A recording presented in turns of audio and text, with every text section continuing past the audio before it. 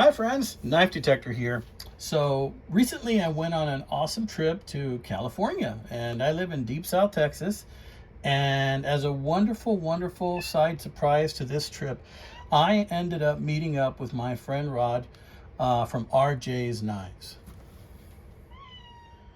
Now it was really nice meeting up with Rod from RJ's Knives because, he had heard in one of my videos that I was going to be taking a trip to California, and he sent me an email. And the email, I said, hey, maybe we have time to meet up in California, and at first I didn't think I was going to have a chance because my wife runs a pretty tight itinerary, and we were meeting up with some of her family, my brother-in-law Gino and his wife Liz. And so we ended up being able to meet on the way back from San Francisco. We stopped in his hometown, and I sent him a message. I said, hey, Rod, what if we meet for breakfast? And he was kind enough to meet me at my hotel, and which is great because I really don't know my way around, the city where he lives. So he met me at my hotel lobby. It was a nice little get together we had, and he even bought me breakfast and some huevos rancheros, actually. See if I can find the picture for that.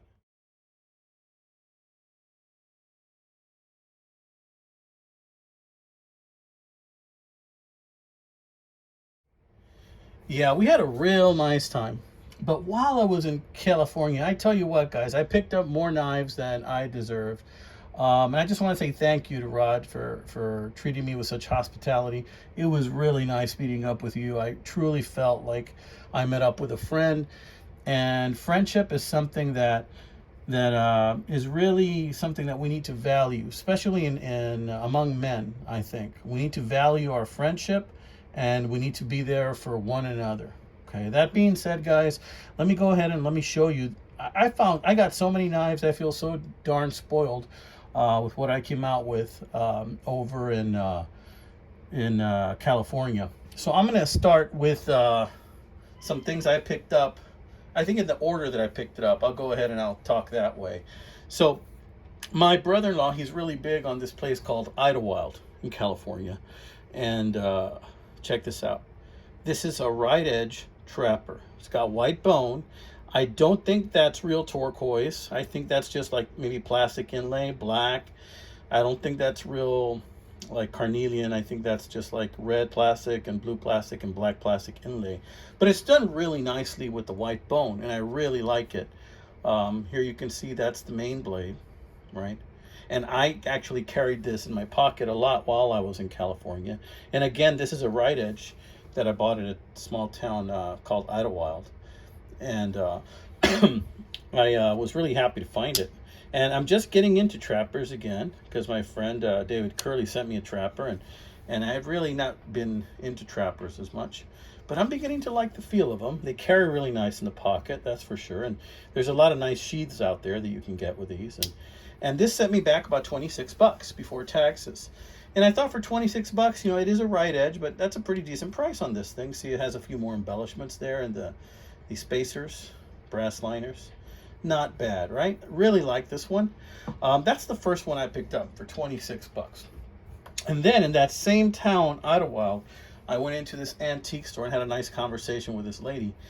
And I forgot the name of the antique store, but I saw this, or I asked her, do you have any pocket knives? She didn't have them out on display, so she pulled out this fish knife, right? And I have a couple of fish knives, but I don't have a fish knife that's this heavy and kind of like this girthy, and that's in brass and wood like this. So this is a Pakistan knife, quite obviously, right? But it is a fish knife, and it's pretty dirty because I oiled it, and I actually cleaned this quite a bit because it was quite dirty. And there you can see it's hardly had any use at all, this thing. It's to remove the hook right there. So I paid 20 bucks for this one, and I think I overpaid a little bit, but honestly, there's a stainless Pakistan.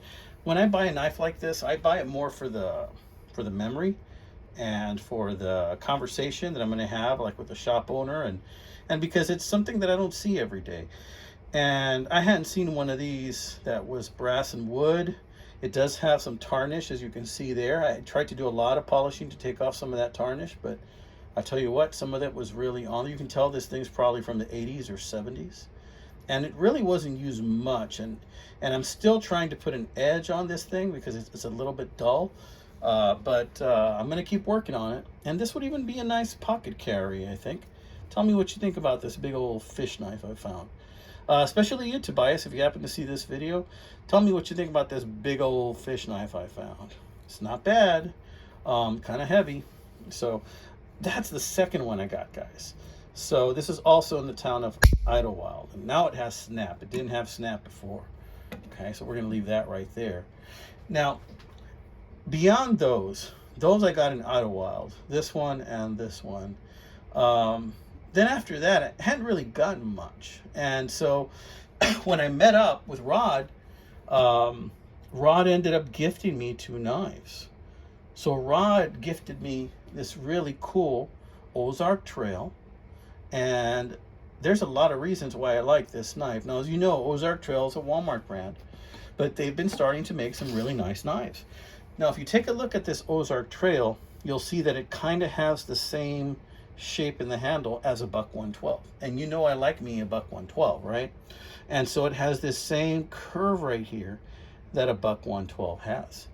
And if you look at the blade very closely, and I compared it to a Buck 112 that I have, the blade has very similar dimensions to a Buck 112 drop point. It's about the same size as a Buck 112, and this has the thumb stud, the dual thumb stud right there. Now this, in my opinion, and some people are going to hate me for this, is nicer than the Buck 112 Slim. I like this better than the Buck 112 Slim because I can actually grip the handle a little bit better because it's a little bit thicker. I like it better. It's a lever lock right here.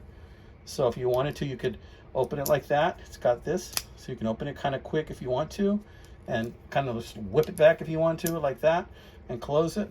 Needs a little bit of oil still, but yeah, it's a lever lock. And it's got a half stop even, I think, yeah. It almost wants to stop in the middle when you're closing it, but still, sweet knife. For an Ozark Trail, it's super nice, and I like this better than the Buck 112 Slim, guys. I really do. So if you happen to see this guy out there in Walmart, this is a nice one to get. It's got like a plastic type of G10 handle. The belt clip looks pretty solid. Really sharp right out of the box. This is a sweet little knife. Really like it quite a bit. Thank you so much, Rod, for this knife. I end up carrying this one probably quite a bit. So he gifted me that one, right? Which I love because it's very similar to the Buck 112, and that's something that I'm very familiar with and I like very much. And then he knows I love traditional knives, right, for my videos. So he gifted me this equal end. Kind of like it's got that celluloid on top. But look at how pretty that celluloid is. You rarely find these with the celluloid undamaged. And sometimes the celluloid is missing altogether. And this is a Camp King. And after a few passes on my Easy Lap diamond hole, this thing came up sharp. So it is very sharp. Just a sweet little knife. So thank you so much, Rod, for that. Let's see what it says in there, if I can read it. It says Hammer Brand. It's a Hammer Brand Camp King. And there you see the little hammer. He knows I like me some Hammer Brand knives. So check it out. Really like this knife. Thank you so much, Rod, for that. I'm just ecstatic to be able to carry this little guy. This guy looks like it's straight out of the, what, 60s? And it's still got the clevis. Love it. Just really love that knife. Thank you, Rod. I guess as I'm looking at these, I'll close them, right? So we'll close that one. And put that one there as well. Okay. So then I told Rod, hey, you know, or he asked me, you know, if I was planning on looking for some places for knives. And I said, you know what? I didn't know if I was going to have time, but I might have a little time. So he recommended I go to this place called Mills Creek in Bakersfield. And I went to this Mills Creek Antique Mall, and oh man, it was just one of those indoor antique malls that had vendors. And there was like 6 knife vendors in there where people have their knives there and they get sold, and somebody is there up front doing the selling, and everything is pre-priced, right? Well, I couldn't believe it, you know. I saw so many things I liked, right? And I wish that I had had more money to buy those things, right? But then I came across this counter, and it had the price of 2 for 10 on some of these, right? So everything in that counter was 2 for 10, and among that was this Vanger, still with the clevis.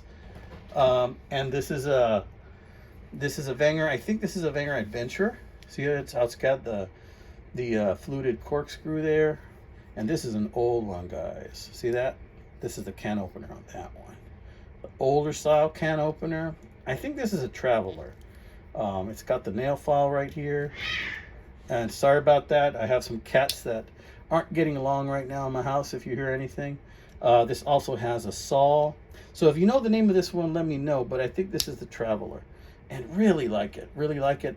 And it was 2 for 20. So guess what? 2 for 18, sorry. So this cost me $9. $9 for that one. And I went ahead and I also got this one, which is kind of like a German, I think it's German, army knife, multi-tool. It still has the sticker right there, which used to say $10, sticker residue. And but yeah, I got this one for $9 also, because it was 2 for 18. And it wasn't sharp at all, but I gave it an edge using some stones, and now it's pretty sharp. And just a sweet little knife, very rudimentary. These, it's like an electrician knife also. Here you got so you can cut a wire right there, or a strip of wire. It's got this tool right here for different size nuts. Bottle opener, I believe that's a can opener too. Tiny little flathead right there. It's an interesting tool, right? And it works really well. So, you know, I found this guy, which I was very pleased to find. Also, $9. And then, gosh, I had been looking for one of these for a while. This is a case, I believe it's a 3154. I got this for $35, guys. If you look on eBay, you won't find these for less than 100. This has a thumb stud right here, carbon steel. This one, the dots and the X's put this at 2011, I believe. And I believe it's the 3154 is what it says. And it didn't really have an edge, but just a few passes on my Easy Lap diamond hone, and it came right back up. I got this for $35, amigos. $35. It's missing the emblem, as I'm sure you noticed. Right now I'm eyeing one on eBay for about $10, so I'm looking at that. But come on, $35 for this? Every day, baby, every day. It's got the belt clip on there too, so you can put this in your pocket clip. Love the long blade. You can cut lots of things with that, guys. Really nice. All right, so these are all the wonderful knives I got to Liner Lock. These are all the wonderful knives I got on my trip to California. So tell me what you think, guys. Even if you want to just mention about me and Rod meeting up and how cool that was, you know, chime in.